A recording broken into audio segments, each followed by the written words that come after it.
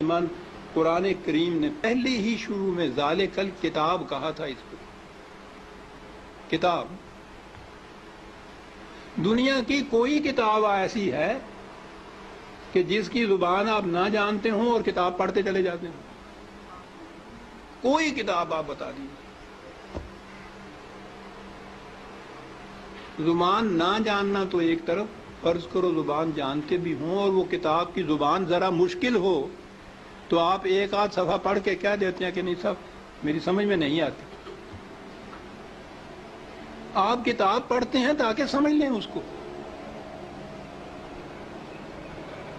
خدا نے بار بار کہا ہے کہ ہم نے اس کو لسان عربی مبین میں واضح طور پر اس کو بیان کیا، لعلکم تعقلون، تاکہ تم سمجھ سکو.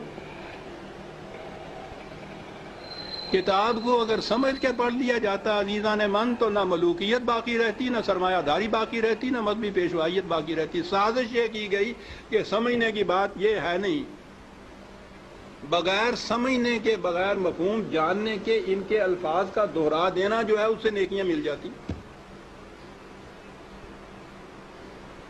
ایسا چکر دیا کہ کتاب کا سمجھنا جو تھا، سمجھنا کتاب کا بے معنی ہو گیا. بغیر سمجھے ہوئے اس کے الفاظ کا دہرا دینا عین مقصود یہ رہ گیا.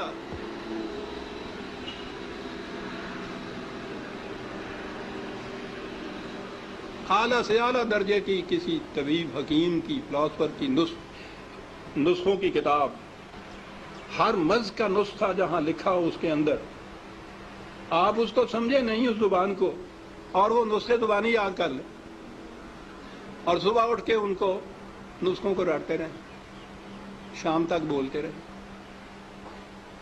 کچھ پتہ نہ ہو آپ کو کہ سونف کسے کہتے ہیں، ترنجبین کیا ہوتی ہے، اور پڑھتے چلیں. کیا مرض کی شفا مل جائے گی اس طرح سے؟ اس کتاب کا مصرف مقصد پورا ہو جائے گا؟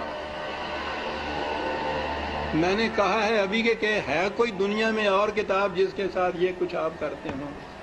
عزیزان من، اس کتاب عظیم نے کیا لیا ہے کہ ہم اس کے ساتھ یہ کرتے جو کسی کتاب کے ساتھ نہیں کرتے؟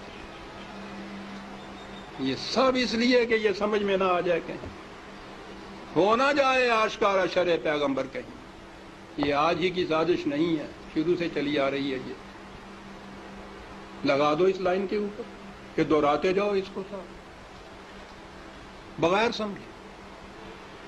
نہ وہ آگے جو امام کھڑا ہوتا ہے حافظ، اس کو پتا ہوتا ہے میں کیا لفظ دہرا رہا ہوں، نہ یہ سننے والوں کو پتا ہوتا ہے کہ یہ الفاظ کیا معنی رکھتے ہیں. دونوں ہی مطمئن ہوتے ہیں کہ ثواب حاصل ہوتا ہے. اس کتاب کے ساتھ کیا کی تو ہم میں اور ان میں کیا فرق ہے جن کے پاس وہ کتاب نہیں ہے؟ فرق یہ ہے کہ ہم دوہرے مجرم ہیں.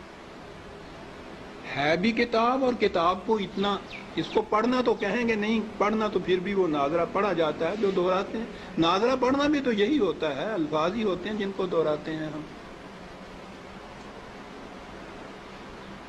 یہ کتاب ہدایت تھی، یہ وہ نقشے اس میں دیے ہوئے تھے کہ فلاں دوراہے پہ پہنچو تو دائیں کی طرف مڑ جاؤ تو اس طرف جاؤ گے، بائیں کی طرف کا راستہ اس طرف چلا جائے گا. نہیں سمجھتے اس کو. ہر مرض کی شفا تھی اس میں، دہرائے چلے جا رہے. یہ ایک پورا ریلا حفاظ جسے کہتے ہیں، صرف حفظ کیا ہوا کچھ معنی نہیں جانتے. اسی میں وہ پھر قاری آ جاتے ہیں، حفظ بھی کیا ہے، پڑھتے بھی ہیں، پھر قرأت کے ساتھ گا گا کے پڑھا جاتا ہے.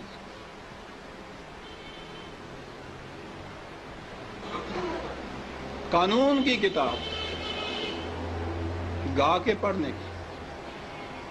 قرآن میں یہ لکھا ہوا ہے کہ چوری کرنے والا عورت ہو، چوری کرنے والی ہو، جرم کے عوض میں اس کے ساتھ یہ سزا اس کو دو. اب اس کو آپ گاتے چلے جائیے قانون کو.